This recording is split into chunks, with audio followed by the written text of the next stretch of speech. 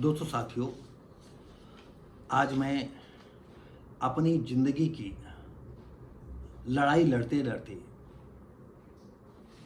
और ज़िंदगी की इस दहलीज पर आ गया और जिसके लिए हमने यूट्यूब पर चैनल बनाया था व्हाट्सएप भारती, वो दिन आ गया। और आज के बाद हम कुछ घटनाएं भी डालते रहेंगे इधर उधर की, और अपने उपन्यासों के कथानकों को हम इसमें डालेंगे। और आपको एक और बात बता दें, जो सबसे पहले हमारी ज़िंदगी की घटना रही है ज़िंदगी मौत के बीच, हम सबसे पहले उसको रिकॉर्ड किया था, 10 बार रिकॉर्ड किया था, डिलीट किया था, फिर रिकॉर्ड किया, फिर डिलीट किया, क्यों शब्द सही नहीं मिल पाते। आज भी हमको सही शब्द नहीं मिल पाते हैं। हम इसलिए सबसे पहले अपने दर्शकों से, श्रोताओं से क्षमा चाहते हैं। हो सकता है समय हम बात करते वक्त या स्टोरी सुनाते वक्त हमारे पास सही शब्द न मिल पाए, तो आप भाव समझ लेना प्लीज़। कोशिश करेंगे कि हम शब्द को प्रयोग करें। तो अब आइए हम चलते हैं गुबरैला। दोस्तों साथियों, गुबरैला ये उन्नाव लखनऊ के बॉर्डर का 15 किलोमीटर दूर मेन रोड से 15, 16, 20 किलोमीटर की दूर पर एक गांव है। और गांव में जैसे आपने सुना होगा कि अत्याचार की कोई सीमा नहीं है, उस गांव में भी अत्याचार की कोई सीमा नहीं थी। गरीबों की बहन बेटियों को इज्जत से खेलना, उनको बरगलाना, प्यार से मिला लेना, नहीं तो कहते हैं साम दाम दंड, और इस तरह से अगर कोई तेज तर्रार है उसको मरवा देना, ये फितरत थी। और जो बड़े लोगों के यहाँ जिला प्रशासन के अधिकारी आए तो उन्हें सामने उनको नतमस्तक हो जाना, और चाहे पुलिस फोर्स हो या किसी विभाग के जिला प्रशासन के अधिकारी आए, वो गांव के लोग उनके सामने जो भी 10-20 लोग उनको जो है समर्पित होते थे, और उनकी हाँ हुजूरी में, उनको नाश्ता पानी कराने में इतना समर्पित हो जाते थे, जो अधिकारी आता था वो देख करके दंग रह जाता था। लेकिन उनके जाने के बाद कूटनीति चलने लगती थी, कूटनीति, फूटनीति, राजनीति। तो हम आपको ऐसे गांव, कोई आप गांव की कल्पना कर लीजिए, गाहर, एक ऐसा परिवार करीब 50 साल पहले एक शादी होकर के आई। पत्नी जो है 2 बच्चों की माँ बन जाती है। माँ जो है गठीले बदन की थी, और गांव के कतिपय लोगों की नज़र उस पर पड़ती है, और कभी जो है उसके आदमी को प्रताड़ित करते हैं और उसकी प्रशंसा करते हैं, और उस औरत को मजबूर हो जाना पड़ता है गांव के अत्याचारी समाज के ऐसे लोगों से मेलजोल बढ़ाना। और मेलजोल बढ़ा करके, आप जानते हैं मेलजोल बढ़ा करके क्या होता है। फिर इसके बाद उनकी लड़की तैयार होती है, तो लड़की के साथ भी जो है, जब माँ इधर उधर हो गई, उन लोगों के साथ सानिध्य में पहुंच गई, तो लड़की भी उनके पास सानिध्य में पहुंच गई। और उनका जो लड़की से बड़ा लड़का था, नाम था उसका गगन, तो सब लोगों ने कहा लड़के की भी शादी कर दो। लड़के की शादी होती है, और लड़की भी सुंदर आ गई। जब लड़की सुंदर आ गई,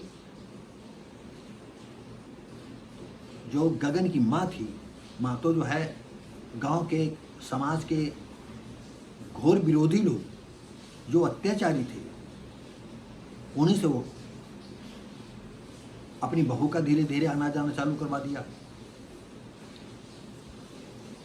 और एक ने उसको अपने संवरण किया, तो फिर जितने भी लोग थे उस नई बहू के साथ जो है, और इस तरह से वो भी उन्हीं के साथ रम गई। अब सास यानी गगन की माँ, उसकी बहन, उसकी पत्नी भी खुल्ली में खुल्ला अपने पति जो है गगन की जो है अवहेलना करने लगी। उसे कोई डरे नहीं रहा, क्यों? कहते थे कि अगर गगन को कहेगा तो हम उसको सबक सिखा देंगे। अरे तुम राज करोगी, ये घर तुम्हारा है, ये हवेली तुम्हारी है, ये बड़ा भवन तुम्हारा है, क्यों चिंता करती हो? पत्नी भी पागल। और एक दिन जो है कुछ अंतरंग स्थिति में गांव के एक दो लोगों के साथ देख लिया और वो अपने ही घर में,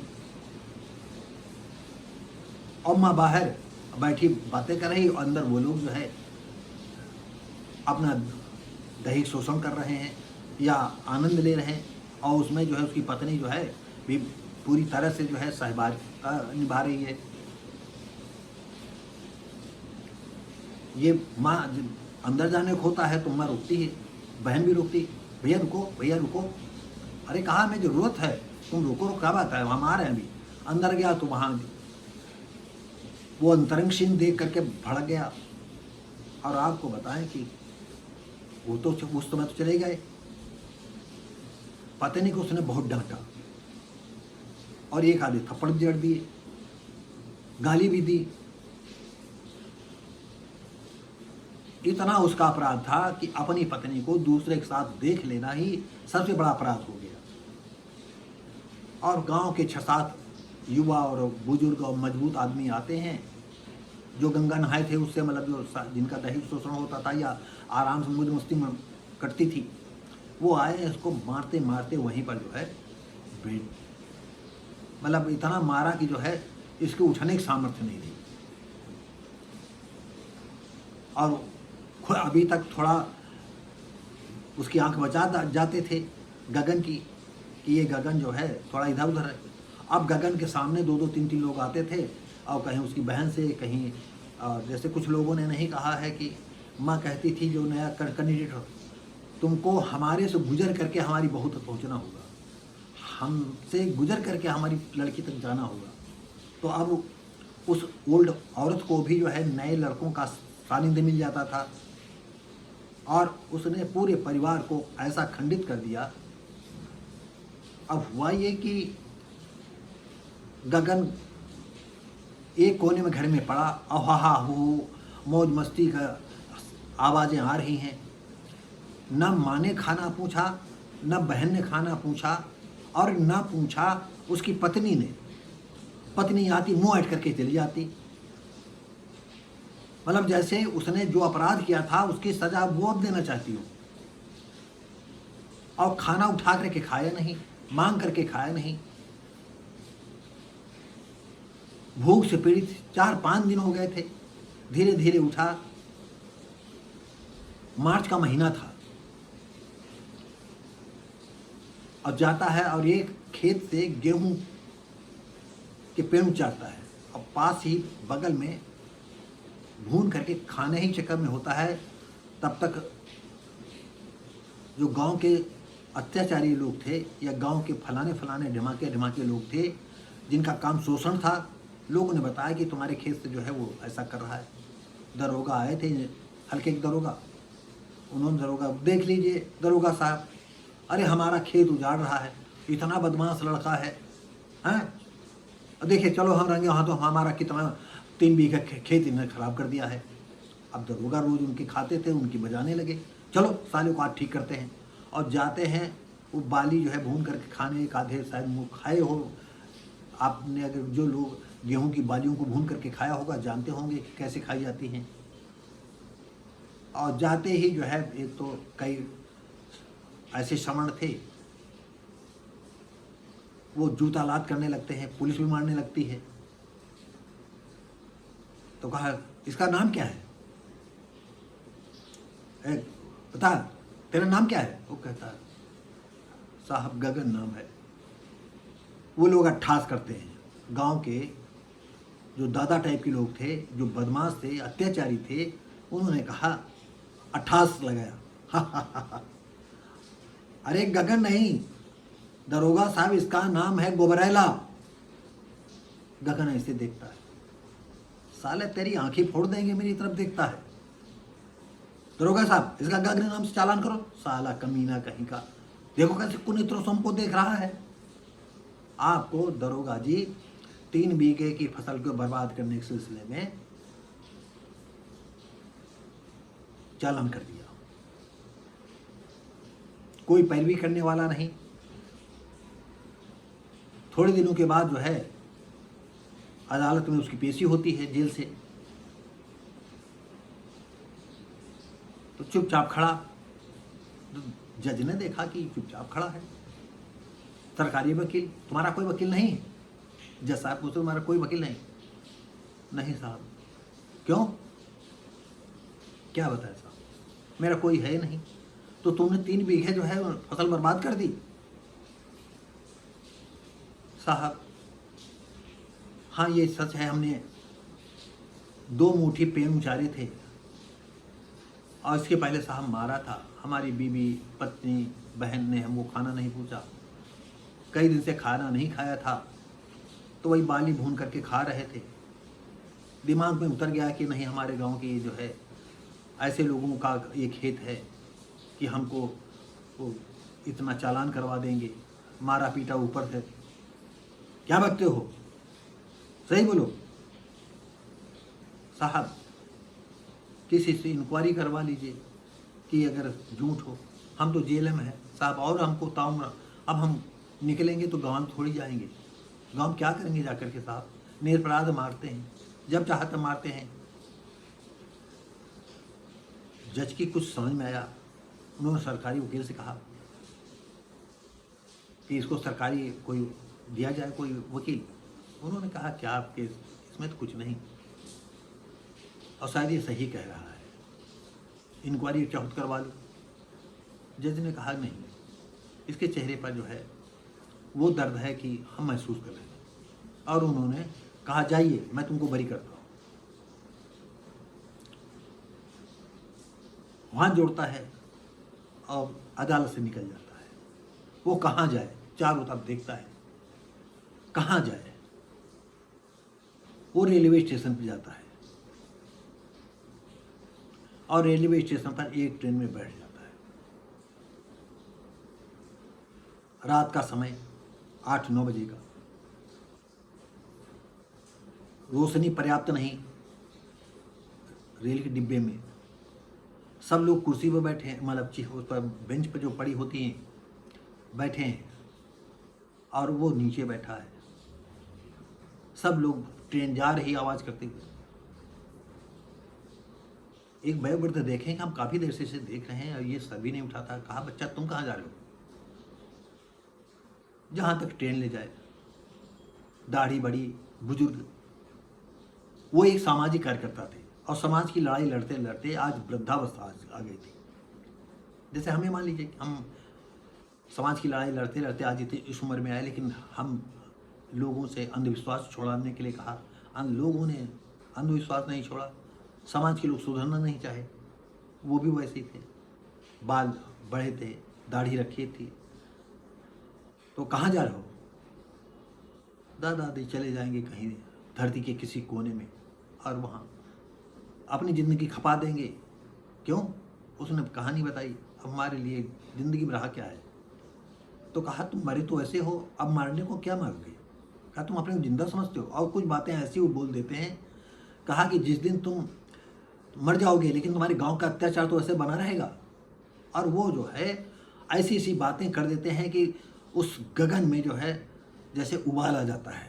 तो कहा तुम जिंदा तो हो पहले, और जिंदा जब हो जाओगे और जब तुम मरना ही चाहते हो, तुम सोच लो तुम मर गए हो, तो जिन्होंने तुमको बर्बाद किया है कम से कम उनको नसीहत तो दो, तुम प्रतिशोध तो लो, तुम बदला तो लो, और फिर मर जाओ तो कम से कम उस गांव के गरीबों को तो कल्याण हो जाएगा। तो कहा मैं कर सकता हूं। कहा जिस दिन तुम पहचान जाओगे, जब तुम्हें मौत का डर ही नहीं रहेगा, तो तुम दुनिया से टकरा सकते हो। वो ऐसे खड़ा हो जाता है जैसे उसकी पूरी समझ में आ गया हो। कहा भूख प्यास से परेशान, और विंडो पर गया, जो ट्रेन के डिब्बे की मेन विंडो होती है, खिड़की होती है, देखा कि एक पुलिसमैन है, वो बाहर तरफ देख रहा है राइफल टंगे हुए। उसने पीछे धक्का दिया उसके साथ, नीचे आकर उसी के राइफल से जो है उसे मारता है, उसके कपड़े उतारता है और बाद में गोली मार देता है। अब बचते बचाते वो पहुंचता है गाँव। रात का समय 2 बजे का। सबसे पहले उसने अपने घर की चारों तरफ देखा कि कोई जल्दी भागने वाला नहीं है। जो दरवाजे थे, टटियाँ लगी हुई थी, उन्होंने ऐसा और बांध दिया कि जल्दी जल्दी कोई निकल न पाए, और आग लगा दी। इसके बाद उस घर में और एक घर में ऐसे घुसा जहां जवान लड़कियां थी अत्याचारियों की।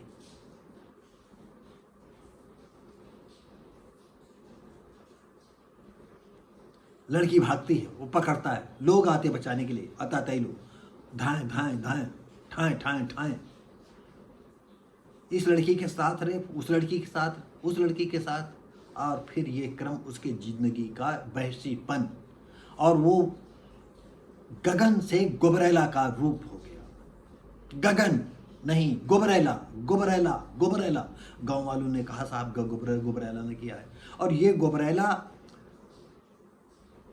कहीं कलकत्ता 2-4 घटनाएं करता, फिर भाग जाता बेंगलुरु, पूना, मुंबई, नागपुर, दिल्ली। इस तरह से अगर कलकत्ता गया तो कलकत्ता की पुलिस ढूंढती रहती है और वहां से निकलता है, और इधर वेश दूसरा, उधर वेश दूसरा। और यहाँ की जब पुलिस जो है नाकाबंदी करती है कि हर सड़कों पर जो है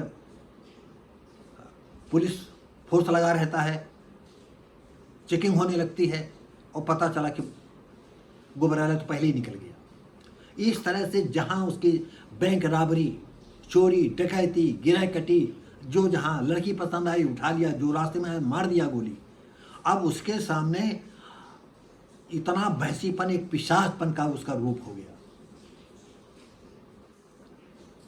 और पूरे उन्नाव के नहीं, का लखनऊ के नहीं, पूरे देश के पेपरों में गुबरैला, गुबरैला, गुबरैला, एक पिशाच, इंसानियत का दुश्मन,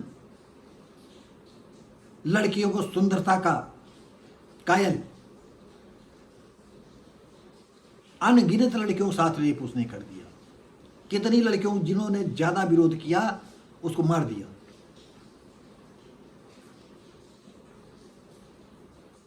और लास्ट में वो आता है उत्तर प्रदेश के झांसी, रानी लक्ष्मीबाई के शहर।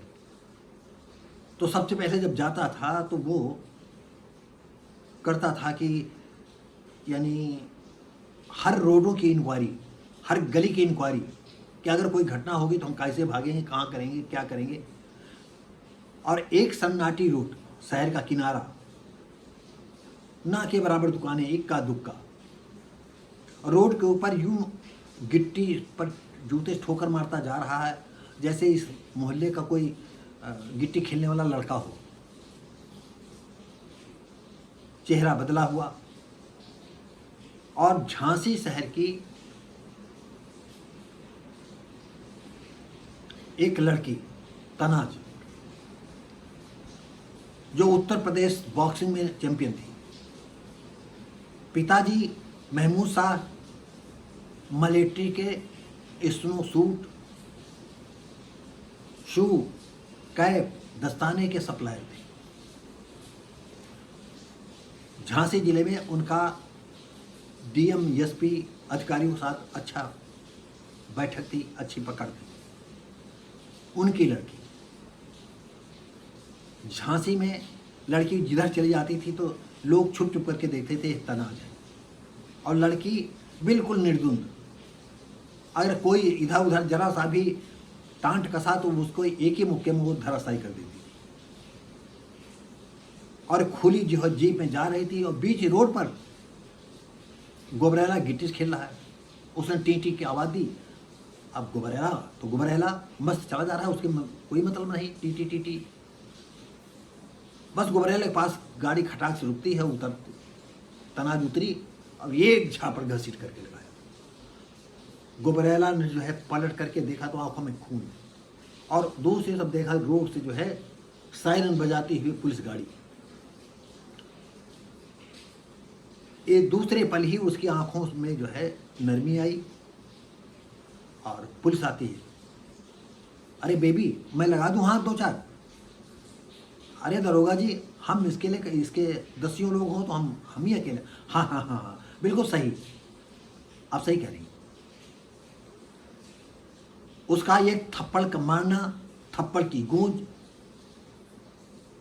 और कैसे फिर रात के समय महमूद शाह की हवेली में जाता है, तनाज की इज्जत के टुकड़े टुकड़े कर देता है, धज्जियां धज्जियां कर देता है। पुलिस दरवाजे पर लगती है, पुलिस को गोली मारते हुए पुलिस की जीप से एक तरफ भागता है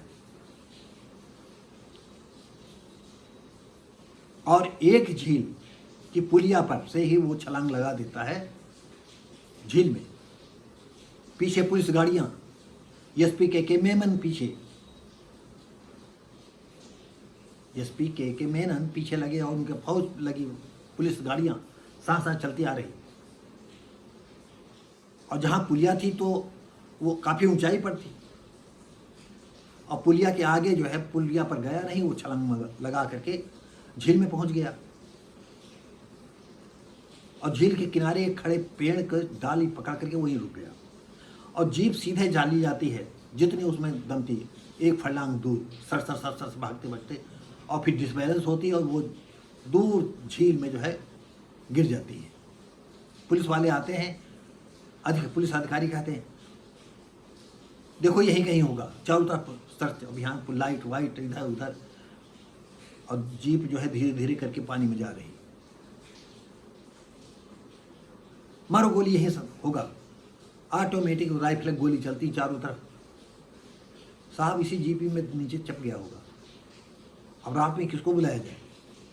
रात को 2 बज रहा है और गुबरैला निकलता है और एक ऐसे गांव पहुंचता है और पुलिस जो है को यहीं छोड़ देते हैं और गुबरैला लोग चलते हैं जो ढेकली गांव पहुंचता है। ढेकली गांव ऐसी जगह पहुंचा जहां 2 अनाथ बच्चे,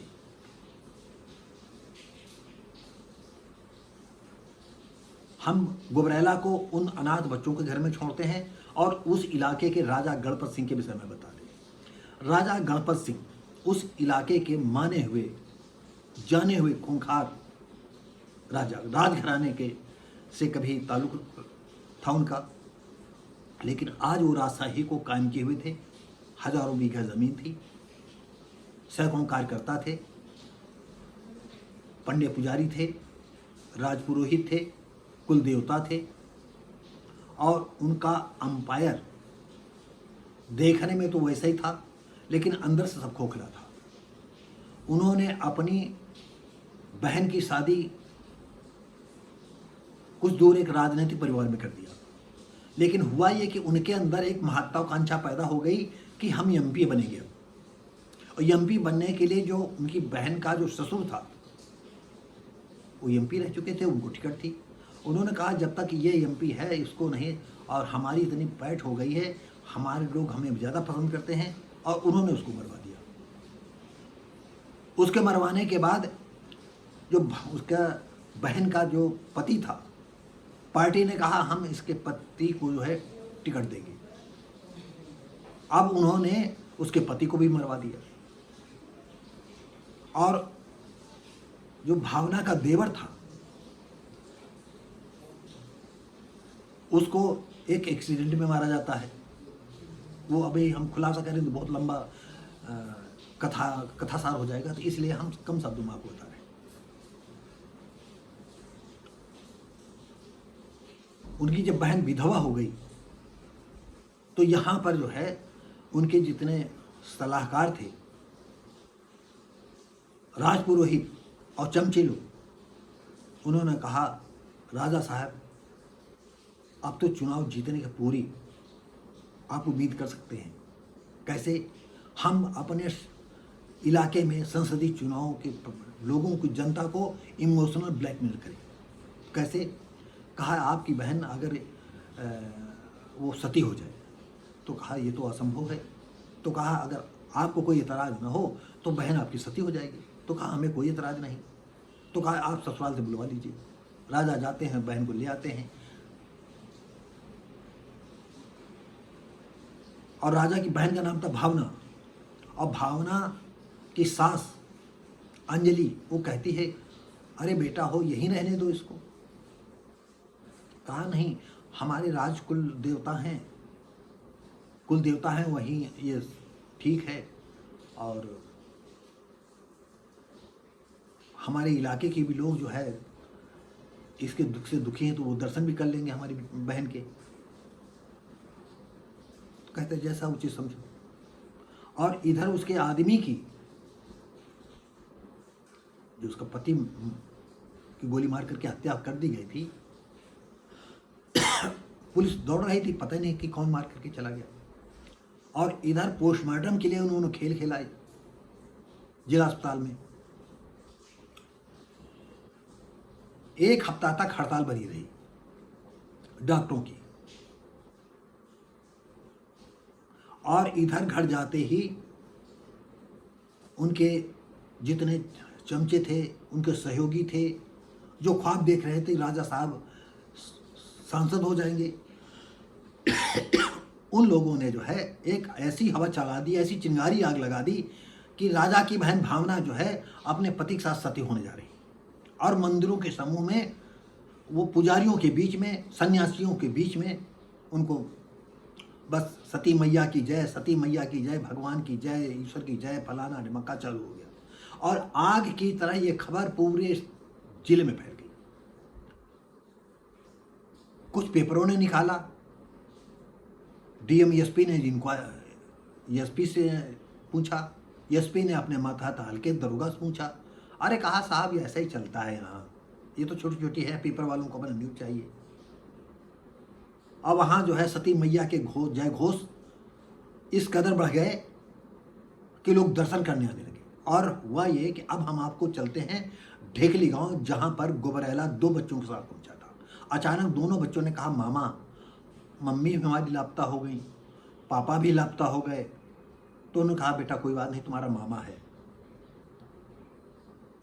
और राजा की इस कारस्तानी से उस गांव के जो ढेकली के नरपत राव थे, वो जानते थे कि ये बहुत राजा परिवार का, ये राजा गणपत सिंह बहुत हरामी आदमी है, ये मानव के रूप में पिशाच है। और इसके लिए हम जिंदगी भर इस परिवार से लड़ते चले आए हैं। इसको जो भी लड़की जिस गांव की दूर दूर दराजों में लड़की पसंद आती है, इसके कारिंदे उठा ले जाते हैं।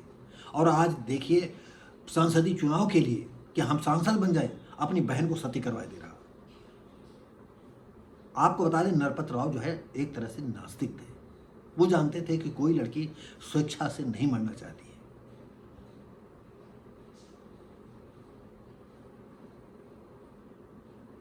हुआ ये कि जो है साधु सन्यासियों ने जो है कुछ नशे वाले, कुछ अफीम, इस तरह उसको पिला पिला करके भगवान के मंदिर में जो है अर्ध मूर्छित अवस्था में बनी भावना को कर दिया,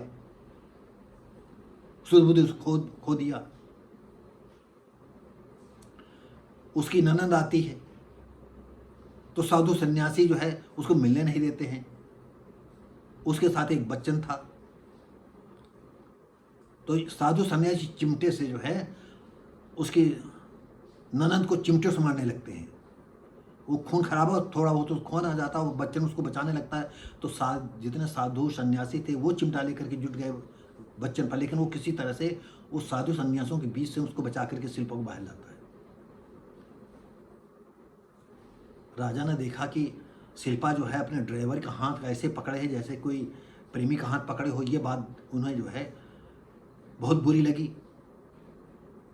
लेकिन ये प्रसंग हम आगे आपको बताएंगे जब हम पार्ट 1 डालेंगे, क्यों कथा सार है तो इसलिए हम ज़्यादा लंबा नहीं करना चाहते। भावना कहती है शिल्पा मुझे बचा लो। वो पूछती क्या तुम सती होने जा रही हो? तो कहा मैं क्यों सती हूँ?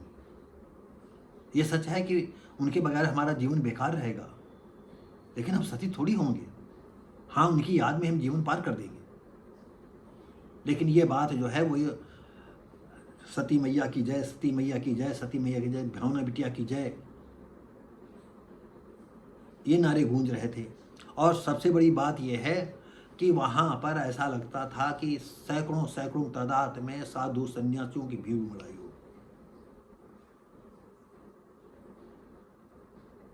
हम यहीं छोड़ते हैं, अब चलते हैं गुबरैला के पास। गुबरैला को भी बुलाया गया। शाम का समय, राजा के खिलाफ नरपत राव की एक बैठक। ढेकली गांव में जितने लोग थे, खास खास युवा लोग बैठे हुए हैं, 10, 20, 50 लोग। एक मेज है, मेज पर पान का बीरा रखा है, जैसे नहीं पान आप खाते हैं तो पान में लकड़ी कूद दी जाती है, ऐसे रखा हुआ है। कम शब्दों में समझिए, जब ये गुबरैला पहुंचता है तो चुपचाप बैठ जाता है। वो सोचता है कि हम क्या बोले यहाँ, नहीं माने तो चले आए। तो कहा कि तुम इन बच्चों के मामा हो? तो उसने कहा हाँ। कहा आपको पता है कि राजा की बहन जो है सती होने जा रही है? तो गुबरैला की आंखें फैल गई। उसने तो अपनी माँ, बहन, पत्नी के रूप देखे थे और उसने कभी कल्पना नहीं की थी कि नहीं कोई लड़की सती होगी। तो कहा क्या कहा दादाजी? कहा हाँ, ये जो बैठक लगी है इसीलिए लगी है कि राजा की बहन को बचाने के लिए, और तुम तो हट्टे कट्टे हो। ये पान का बीरा रखा है, जो खाएगा उसकी अगुवाई में हमारे गांव के जो युवा लोग हैं, जो मरने जीने से नहीं डर रहे हैं, राजा के खिलाफ संग्राम में हैं, वो साथ होंगे। जो खाए इसमें, तो अब अगुवाई करने के लिए कोई नहीं। गुबरैला ने सोचा कि इस गांव की बहुत तो दौड़ लिया है, पुलिस पीछे पड़ी हुई है, और ये ऐसा गांव है जहां कभी पुलिस आती ही नहीं है, दूर दूर तो कोई नाते नहीं है यहाँ पर। उसने पान उठा कर चबा लिया। क्या नाम आपका? उसने अपना गुबरैला न बता करके अपना असली नाम बता। भैया की जय नहीं, जय नहीं। दूसरे दिन वो वेश बदल करके जो है भावना को देखने गया। वो भी सती मैया की जय, सती मैया की जय, वो भी चिमटा लिए नाच रहा है। और धीरे धीरे वहाँ जाता है, चेहरा देखता है तो वो देख दंग रह जाता। उसकी सुंदरता उसके लिए अवर्णनीय थी। अरे इतनी सुंदर लड़की सती हो जाएगी, अरे इसको बचाना। और उसने जो है फिर जितना पैसा रखा था वो तुरंत ही जो है गैराजों में जाता है, और गैराज लोग उनको जो है ऐसी गाड़ियों में, ऐसी जीपों तैयार करने का कहता है मिलिट्री कलर में कर दो। और एक ग्रुप जो है 6-7 जीपों का बनाता है हर गैराज से, और पैसा दे देता है, एक तरह खरीद लेता है, और लोगों से पूरी उसकी रणनीति तैयार हो जाती है। कई फ़ोन खरीदता है राजा की, इस राजा को राजा से अत्याचार से या सती होने से बचाने के लिए नरपत राव को एक फ़ोन देता है, और अपने कुछ माताहते 1-2 लोगों को देता है। और वो धीरे धीरे करके जो है हॉस्पिटल का जो है हड़ताल समाप्त हो जाती है, और भावना के पति का पोस्टमार्टम होकर के आता है लमसम 7 दिन बाद। मंदिर में जो है होना चाहिए उसको अपने घर में, लेकिन राजा साहब की इतनी दादागिरी थी कि उसको जो है अपने यहाँ ले आते हैं। उसकी माँ, उसकी बहन और कारिंदे लोग यहीं आ जाते हैं। भावना ऐसे है, आंखें खुलती बंद हो जाती और बैठ भी नहीं पाती। सन्यासी ने उसे थामे हुए हैं। और हुआ ये कि 4-5 का समय बच गया, अयोध्या पूरी तैयारी थी ही। आपको और बता दें, सती स्थल एक जगह ऐसा बनाया गया था कि चारों तरफ ऊंची ऊंची पहाड़ियाँ थीं, बिल्कुल छोटी छोटी, ज़्यादा ऊंची नहीं थी, ऐसे पहाड़ जैसे छोटी छोटी हों, और आसपास की जनता जो है उमड़ आई थी। तो और जो बीच में मैदान था, उसी बीच मैदान में ही जो है सती मतलब चिता बनाई गई थी, और वहाँ पर मंत्रोच्चार चल रहा था। नरपत राव भी वहाँ पहुँच गए। ना के पति को उतार करके चिता पर लिटाया जाता है।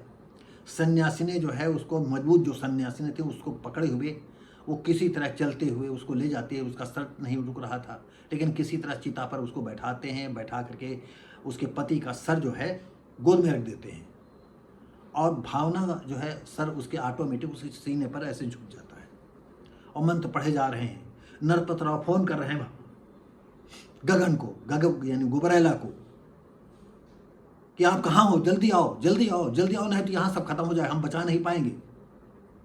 और जैसे ही जो है सती मैया की जय, सती मैया की जय, समय आ गया है, आप लोग देखिए, हमारी बहन जो है पति को जो है गोद में ले करके कैसे सती हो रही है। राजा के लिए जो है संसदीय चुनाव की सीट जो है बिल्कुल क्लियर लग रही थी, और आप भी जानते हो जो राजनीतिक व्यक्ति होता है, जो चुनाव लड़ने वाले होते हैं, उनके लिए क्या कर डालें इसका कोई, चाहे इस देश में चाहे दूसरे देश में, ये रहा राजनीतिक महत्वाकांक्षा इतनी प्रबल होती है, उनके सामने सब मिट्टी होता है। तो दोस्तों साथियों, वो कहता हम आ रहे हैं, अब 5-6 जीपों पर मशीन गनों से लैस, ऐसा लगता था कि जो है बिल्कुल मिलिट्री मैन जो है मशीन गने गाड़ी पर रखे हुए चले आ रहे हैं। और जैसे ही सत्य स्थल के करीब पहुंचते हैं, एक धमाका होता है, वही गुब्बारा वाली जीप से एक धमाका होता है, चारों तरफ सन्नाटा, स्पीक से माइक्रोफोन से बोलता है, माइक से सभी दर्शकों से आगाह किया जा रहा है, मिलिट्री ने चारों तरफ से घेर लिया है इस सत्य स्थल को, कोई अपनी जगह से हिलेगा नहीं, अगर जो हिलेगा तो उसको जो है कोई बच नहीं पाएगा। और उधर चिता में आग लगाने के लिए एक पुजारी को संकेत किया जाता है, वो जैसे आगे मसाल लेकर के आग लगाने की चिता में होता है, वैसे ही गुबरैला की तरफ गोली मारी जाती है, ड्राम से मसाला अलग गिरती है और गुबरैला दौड़ता है और भावना को गोद में उठा करके जीप पर बैठता है। गाड़ी पहले ही मुड़ चुकी थी और सन सन करके गाड़ी अब पहुंची। सूर्य डूब रहा था, सारी मिलिट्री गाड़ियां जो है सब वापस हो गई और वहां जैसे सांप सूंघ गया हो, सब चुपचाप खड़े। और जैसे ही सत्य स्थल का एक जो दरवाजा नुमा हिस्सा बना हुआ था, जहाँ से जीपें आई थी, और शिल्पा वहाँ पर पहुँच जाती है तो देखती है कि अरे ये तो गुबरैला है, क्योंकि वो गुबरैला की शिकार हो चुकी थी, उसकी हवस का शिकार बन चुकी थी। और वो चीखती है, अरे भगवान ये क्या किया तूने, अरे इससे तो हमारी बहन हमारे पति के साथ सती हो जाती, ये गुबरैला पिशाच के साथ कैसे उठा ले गया। वो पुलिस वालों को बताती है गुबरैला है, गुबरैला है, गुबरैला है। और होता ये है कि जहाँ से शहर के बच्चे जहाँ जहाँ तक आवाज़ जाती है, गुबरैला की भनक जाती है। और ये क्या करता है, सारी जीपें जो है कोई इस पहाड़ी में गिरती, कोई उस पहाड़ी में गिरती है, कहीं इस पहाड़ी में, कहीं, और ये जो है एक ऐसी झील पर जीप से कंधे पर डालता है, ऊपर इस छलांग लगा देता है और झील में जंप कर देता है। और भावना को बचाते बचाते तैरते तैरते एक ऐसी कंदरा में लेकर के जाता है जहां की उसने पहले व्यवस्था कर रखी थी। रात हो गई थी। गुबरैला ने क्या किया ये कहने की आवश्यकता नहीं है, गुबरैला तो गुबरैला था। एक एक कपड़ा उतार दे और पूरी रात उसने अपनी हैवानियत का परिचय अर्धविक्षिप्त बेहोश टाइप की भावना के साथ खेलता रहा। सुबह की सूर्य की लालिमा के साथ जब चेहरे पर उसकी रोशनी पड़ी, सूर्य की लालिमा की रोशनी पड़ी, तो सामने बैठा गुबरैला उसे देखता है। अनिंद सुंदरी, जैसे कहते नहीं कि पानी डाल दो तो जो गंदगी होती है इसे उतर जाती, तो ऐसा लगा कि वो सपना देखने लगा। हे भगवान, मैंने तुमसे आज तक कुछ नहीं मांगा, तुम इसको हमको दे दो, हम इसके साथ जिंदगी गुजार लेंगे, हम दुनिया के किसी कोने में चले जाएंगे। बेतरतीब दाढ़ी, बड़े बड़े बाल, पानी में देखता है। क्या ऐसे तुमको पसंद करेगी? उसे भागता है, उसे कंदरा में छोड़ करके शहर की ओर भागता है और एक सैलून में पहुंचता है। अब बेबाकी से कहता है हमको हीरो बना दो। तो बाल काटने वाले वो थे, हाँ हाँ बिल्कुल बना देंगे, इतना पैसा लग गया। अरे पैसा तुम 10 रुपया और ज़्यादा लो, जो बताओ वो दे दे। जिसका न नहाने की सूद थी न पहनने की सूद थी, और थोड़ी देर में जो है अच्छे लिबास में पहन करके वो जो है बिल का रूपरेखा एकदम चेंज कर दी। शहर से आता है और कंदरा में एक रात और, यानी 48 घंटे बाद सुबह जो है कुछ खाने पीने को लाया और उसे होश आ रहा था।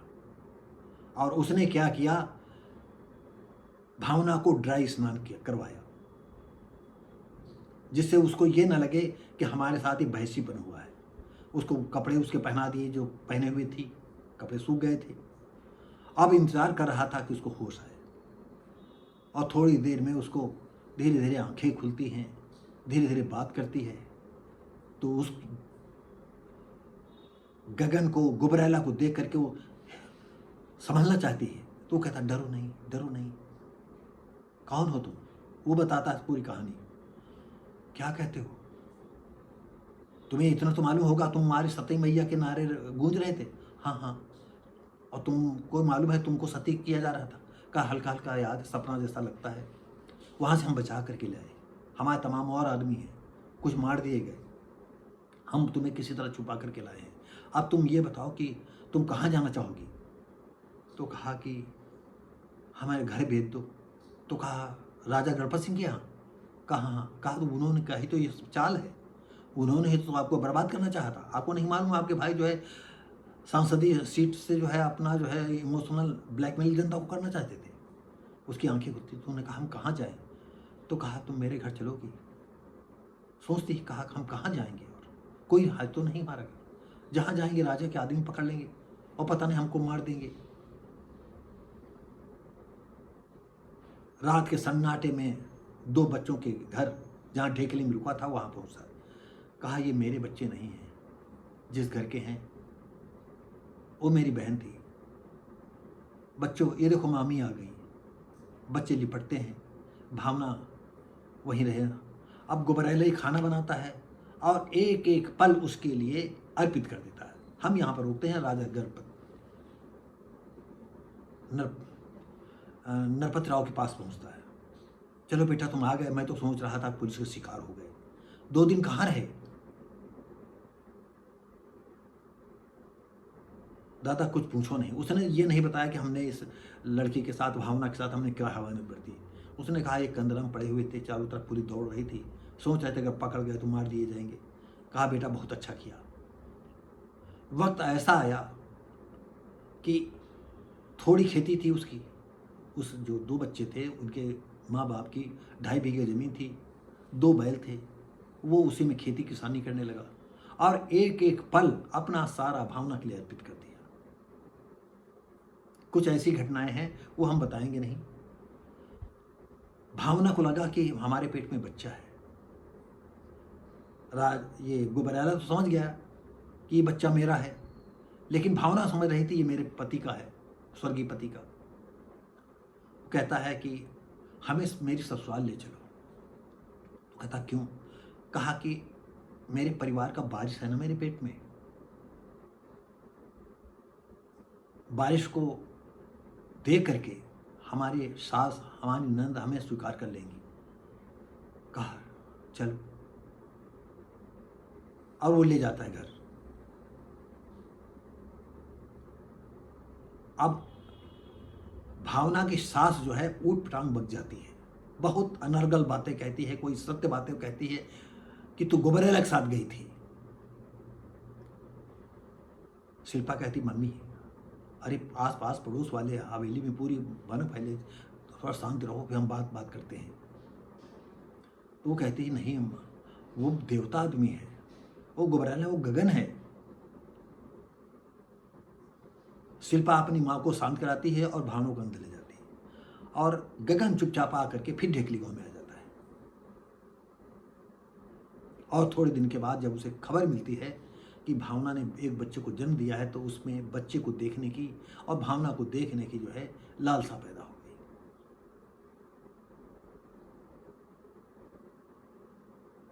और इधर जब बच्चा पैदा होता है तो शिल्पा और शिल्पा की माँ यानी भावना की सास से आपस में काफ़ी तू मैं हो जाती है। कहती इस बच्चे को यहाँ से ले जाइए, इसे कह दो ये मेरे बेटे का, ये वारिस नहीं, मेरे इस घर का वारिस नहीं है, ये गुबरैला का खून है। भावना कहती नहीं माँ, सासू माँ ऐसा ना सोचो, ये तुम्हारे परिवार का वारिस है, इस राजघराने का वारिस है। तो कहा नहीं, झूठ बोलती तू। शिल्पा एक कोने में घसीटती है और कुछ बातें ऐसी कहती है तो उसकी आंखें फटी फटी रह जाती हैं। कहा तू समझने को कोशिश करो थोड़ा सा। तब तक गुबरैला कुछ उपहार लेकर के आया था। वो दौड़ती है भावना, गगन देखो तुमको गुबरैला कह रहे हैं। अब गुबरैला तन करके खड़ा हो जाता है, सोचता है कि आज अगर हम नहीं कहें तो कब कहेंगे। और वो अपनी पूरी बात, पूरी घटना, भावना बहुत सीधी साधी लड़की थी, अचानक रौद्र रूप आ जाता है और बगल में दीवार में बंदूक दुनाली लगी तो उसने उठाया और ऐसे पलक झपका जैसे कोई बिजली तड़तड़ाई है और फड़ाक से उसको गोली मार दी सिर पर रोक। और दूसरी गोली जो है वो जो बच्चा उसका था, उस बच्चे को गोली मारती है। ये राक्षस का बच्चा है, इसको हम गोली मार देंगे। शिल्पा आती, 2-4 झापड़ मारती है। कहा कमीनी, अरे स्वभावना समझो, ये तुम्हारे लिए ही तो गगन बना है, नहीं तुम्हारा ये बंदूक उठाना है तुमको पलक झपकते ही तुम्हारे खत्म कर देता, तुम क्या जानो। हाँ शिल्पा बोली, हम आपको बताएं, इसने मेरे साथ ऐसी ऐसी स्थिति में इसने मेरे चिथड़े उड़ा दिए। अरे हमने एक दिन उसको इतना मारा है आपको बता नहीं सकते। वो रोने लगती है, क्या कहती हो? अरे हाँ तुम्हारे लिए देवता बन गया है, नहीं दुनिया, पूरी दुनिया की पुलिस इसको ढूंढ रही है, इस पर करोड़ों रुपए का इनाम है, अब क्या समझती हो? दीदी ये बताओ हम क्या करें। कहा तुम मेरी सहेली भी हो, मेरी भाभी भी हो, और इसको हम अपने नर्सिंग होम ले चलते हैं। और ले जाते हैं रात के सन्नाटे में, और गोपनीय ढंग से उसका ऑपरेशन होता है, छर्रे या गोली निकाली जाती है और ब्लड चढ़ाया जाता है। और भावना सोचती है कि हम अपने पति को तो खा गई, अब इसको हम जिंदा रहने के लिए हमें क्या करना पड़ेगा। 1 दिन 2 दिन 3 दिन 4 दिन खाना पूछा जाता, कहती भूख नहीं, पानी पी लो, पानी भूख नहीं। 5-6 दिन गुजर गए थे, 6 दिन गुजर गए थे, और भावना चरपहिये के पास बैठी रहती है। वो उसे देख रही है, उसे लगा कि एक एक पल मेरे लिए इसने अर्पण किया है, और मैं ऐसी मूर्ख, मैं ऐसी बेगैरत, ऐसे प्यार करने वाले को ही मैंने गोली मार दी, और बेहोश होकर के गिर जाती है। डॉक्टर लाभी, सारा जो स्टाफ उनके यहाँ था, सारी जो है इनके परिवार का हिस्सा, वो सब इसको उठा करके इमरजेंसी ले जाते हैं। और इधर घबरेला होश आता है, वो देखता है कि मैं अस्पताल में। वो कहा अब जिंदा रहने का क्या मतलब है, जिसके लिए जीना चाहता था वो इतनी हमको नफरत करती है। वो व्हील चेयर पर धीरे से उठता है, हाथ में सब में पट्टी लगी हुई है, और व्हील चेयर से धीरे धीरे करके बाहर आता है।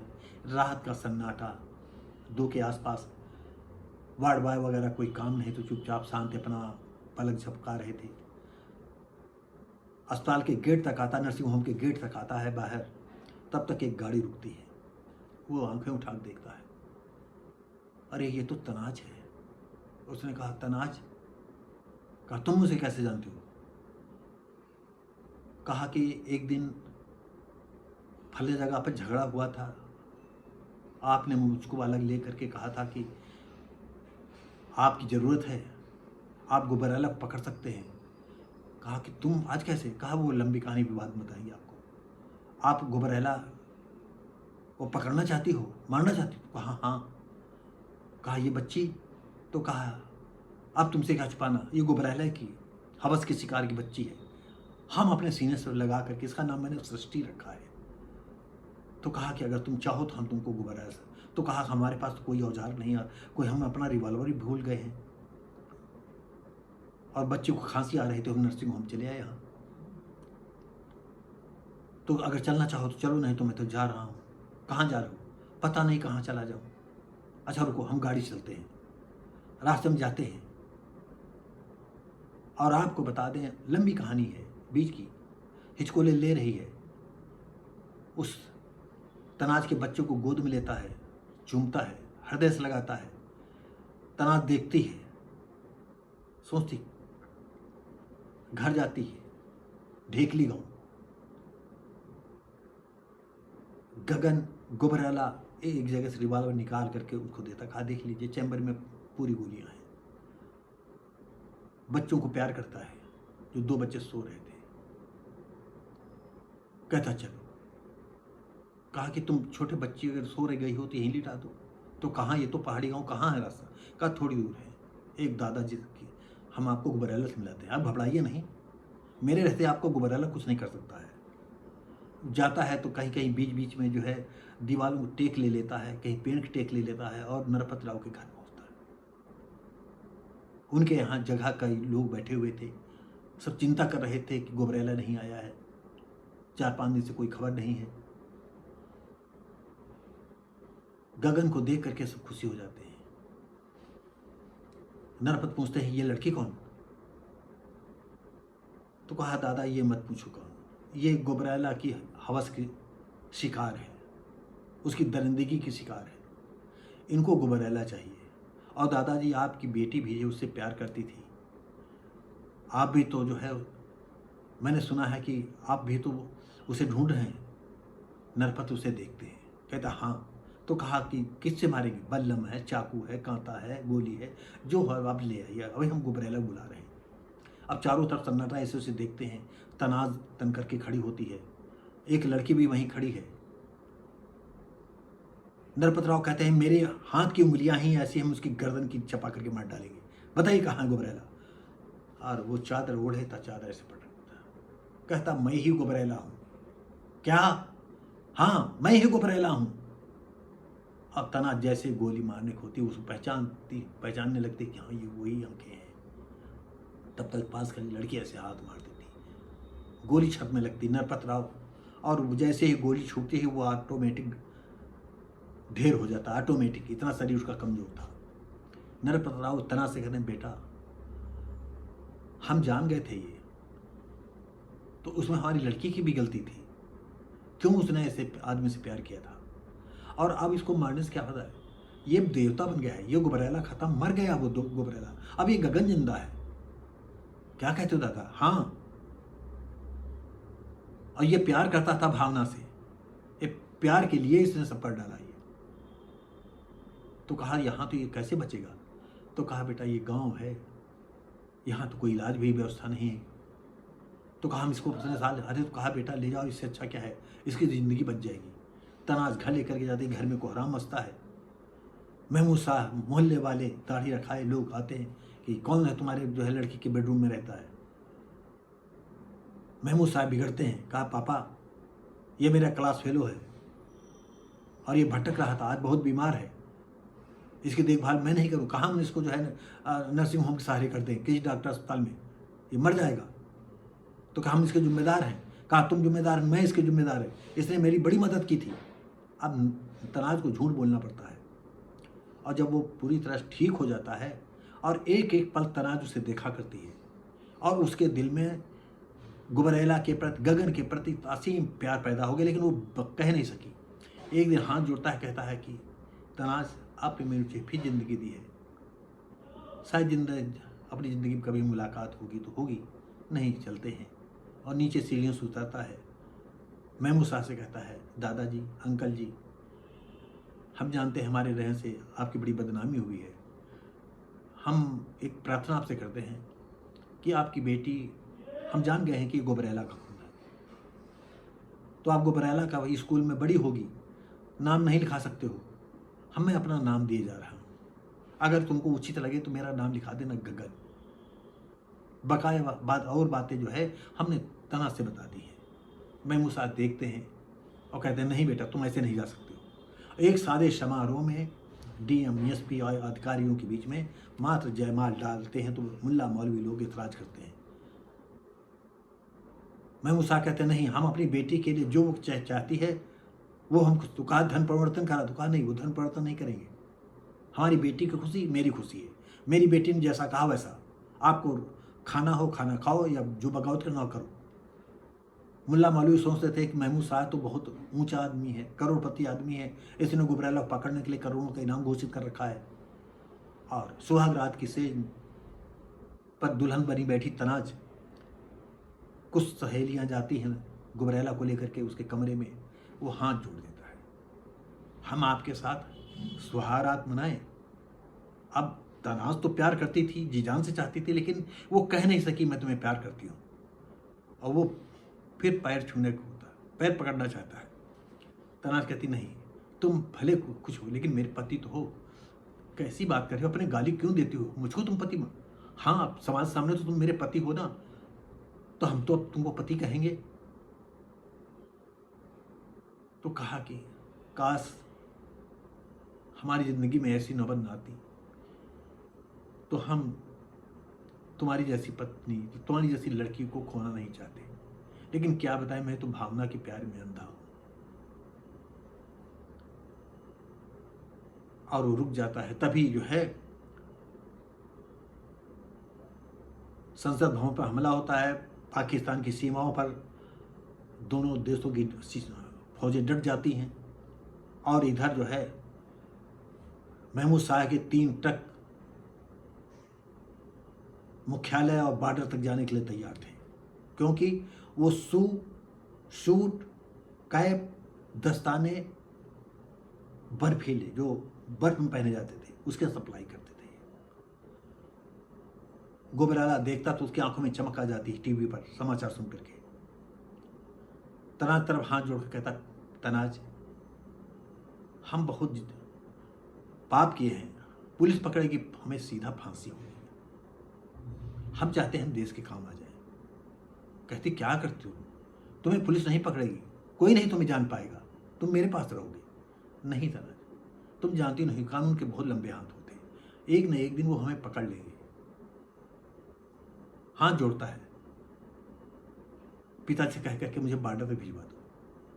न चाहते हुए गुबरैला उन गाड़ियों के साथ बॉर्डर तक जाता है।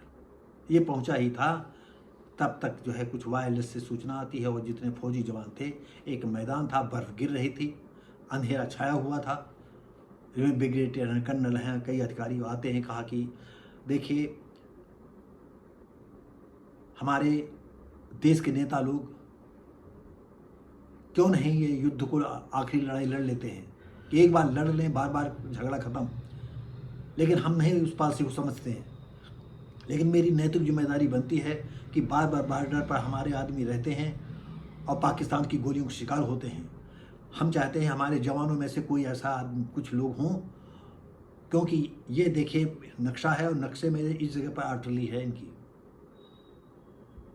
और कभी भी जब युद्ध छिड़ेगा तो हम चाहते हैं कि वो लोग जो है, जो फौजी जवान रोज नामचा में जहाँ ड्यूटी लगेगी, उनको ये लिखाया जाए कि गश्त, बॉर्डर के गश्त पर गए हैं मिलिट्री लोग, मिलिट्री जवान। इसके अपेक्षा अगर तुम लौट करके आओगे तो धरती माँ तुम्हारा इंतजार करेंगी, वेलकम होगा, और फौज तुम्हारा सम्मान करेगी। अगर तुम नहीं लौट करके आए तो ये बता दिया जाएगा कि धरती माँ के काम है। बटालियन थी वहाँ पर, युद्ध की संभावनाएं थी। अब चुप सब, कहा कोई ऐसा जवान नहीं जो भारत माता के लिए जो है अपने प्राण न्यौछावर कर सके। हाँ, किसी को आदेशित नहीं किया जाएगा। गुबरैला हाथ पीछे करता है, तो कहा कौन है, जैसे आता कहा तुम्हारी इतनी हिम्मत, तुम सिविल ड्रेस में यहां।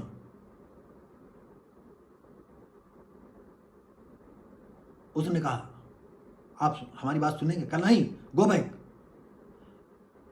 ब्रिगेड करके जो है उसने तुरंत रिवॉल्वर निकाल लिया और पीछे आ गया, पीछे जवान। कहा अगर किसी ने जरा चुंबस की तो हम आपके ब्रिगेड को गोली मार देंगे। कहा पहले मैं अपने विषय में बताता हूं, आप लोग सुन लीजिए, मैं गुबरैला हूं। फौज के जवान चौंकते हैं, हाँ वही गुबरैला जिसको हिंदुस्तान की पुलिस आज तक नहीं पकड़ पाई, और पुलिस अगर पकड़ेगी तो हमको फांसी होगी।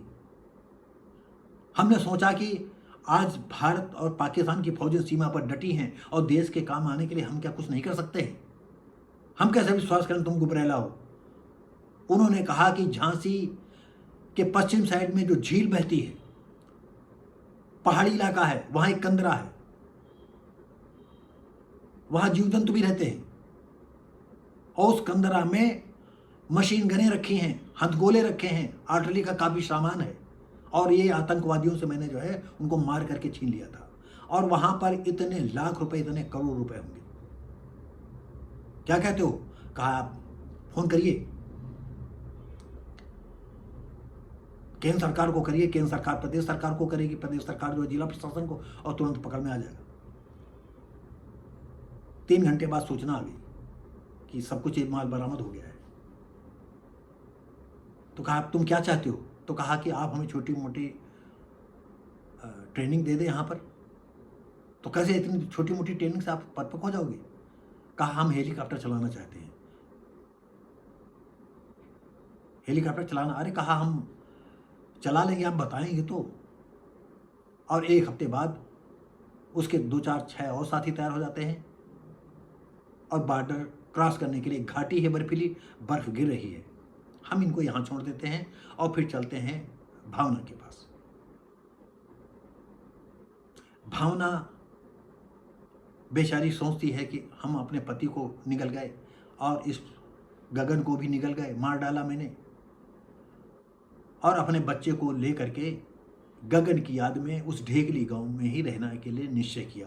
और अपनी सगी माँ को लेकर के, क्योंकि गणपत के बाप की ये दूसरी बीवी थी, यानी चचेरी, मतलब दूसरी ये बहन थी, दूसरी पत्नी की लड़की यानी बहन थी, राजा गणपत सिंह की माँ भी उसके साथ चल देती है और ढेगली गांव पहुंच जाती है। कुछ गगन के कपड़े थे, उसमें एक देखा कि तनाज का विजिटिंग कार्ड पड़ा हुआ है, बॉडी मतलब बॉक्सिंग चैंपियन। वो नरपत राव के पास जाती है तो कहा हाँ बेटा ये तो वही है, तो कहा मुझे भिजवाइए। भावना, शिल्पा, नरपति ये लोग तनाज के घर पहुंचते हैं। जैसे वो ऊपर जाती है तो तनाज की और गगन की तस्वीर देख करके, गुबरेला की विवाहित फोटो देख करके वो पलटती है, तनाज पकड़ लेती लपक करके। सारी घटना साफ हो जाती है। तनाज कहती है इस बेटी के नाम के लिए मैंने गगन से विवाह किया है, वो तो तुम्हें चाहता है, तुम्हारे लिए जिंदा है, और वो इस समय बॉर्डर पर चला गया है। क्या कहती हो? हाँ वो तो मरने के लिए गया है, रोका नहीं, हम कैसे रोकती। मुझे पहुंचाओ, मुझे बॉर्डर तक पहुंचाओ। महमूद शाह से बात करती है, तनाज अपने पिता से बात करती है, पिता उसको व्यवस्था करते हैं। और जैसे ही वो एक फरलांग की दूरी पर गया होगा, गुबरेला अपने यार दोस्तों के साथ, पूरे रणनीति साझेदारों के साथ कि हमें क्या क्या करना है बॉर्डर क्रॉस करके पाकिस्तान में, और पीछे से ये पहुंच जाती है तो बताती है वो तो गुबरेला अभी तो गया है, घाटी से गुजर करके आगे जाएगा, और घाटी के उधर जो है पाकिस्तान का हिस्सा है। नाइट गोगल्स लगा करके जो जैसे पहुंचती बॉर्डर पर, तो तनाज दोनों को, और इधर शिल्पा भी है और बच्चन भी है, नाइट गोगल्स देखते हैं कि वो कुछ लोगों का काफिला जा रहा है, बर्फ गिर रही है। इधर भावना भी अपने को रोक नहीं पाती, तनाज भी नहीं रोक पाती, वो घाटी में उतरती हैं जहाँ बर्फ जम चुकी थी, बर्फ के ऊपर मोटी मोटी परतें जो है बर्फ जम चुकी थी, फुहा से गिर रहे थे कोहरे, और भागती चीखती हैं गगन गगन। गगन की आवाज़ प्रतिध्वनित होती है, और उधर पाकिस्तान की गोलियां चलने लगती, इधर से इंडिया की गोलियां धड़ धड़ धड़ धड़ धड़ धड़ धड़ धड़ धड़, और एक गोली भावना को लगती, तनाज तो निकल जाती है।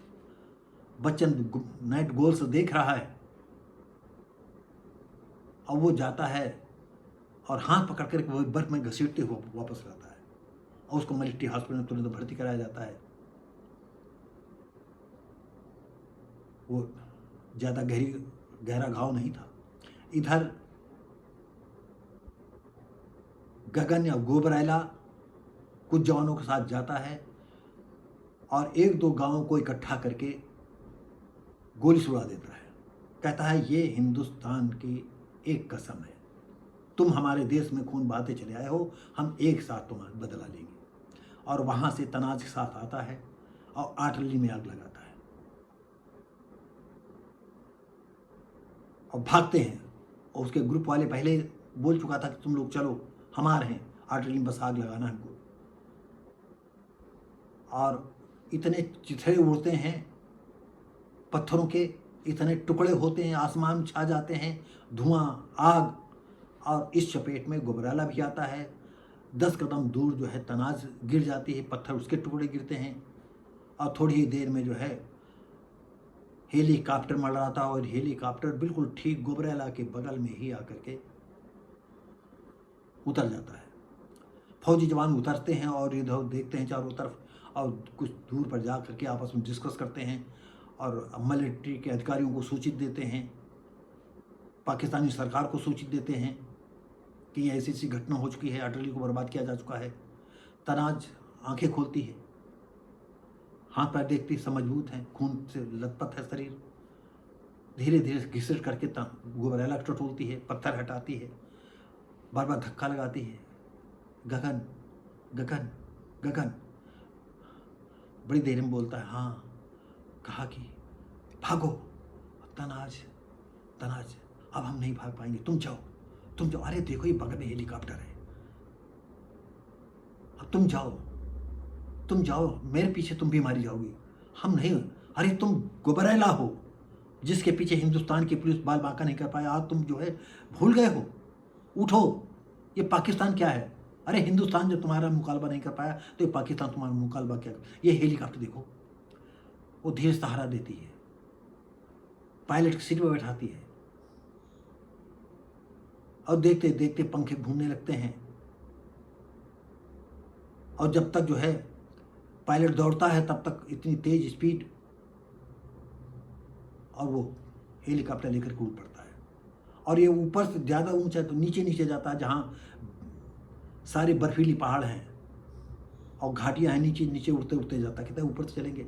और थोड़ी ही देर में देखते हैं कि जो है कुछ लड़ाकू जहान आते हैं और इधर उधर जो है मिसाइलें मारते हैं लड़ाकू जहाज़, और एक मिसाइल इसके हेलीकॉप्टर से टकराती जाकर के जब बॉर्डर करीब पहुंच जाता है।